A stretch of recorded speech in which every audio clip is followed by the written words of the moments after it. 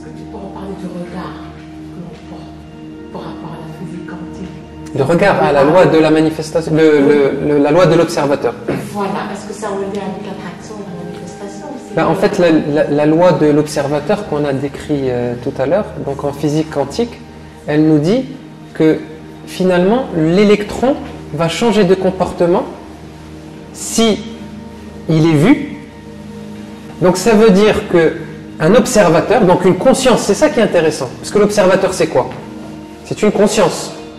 C'est un être qui a une conscience. Ben, cette conscience, si elle va porter son attention sur un électron précis, elle va changer son comportement.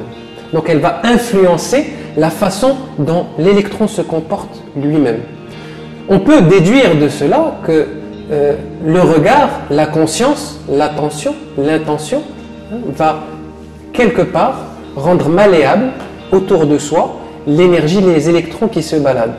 C'est-à-dire qu'on est ordonnateur.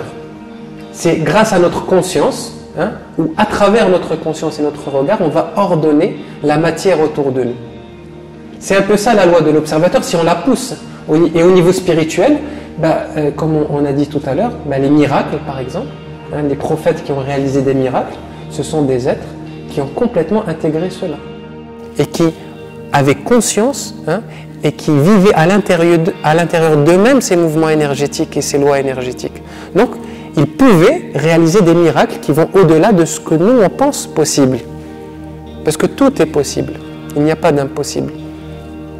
Et c'est par l'ordonnance des électrons, par l'ordonnance de la matière autour de l'intention.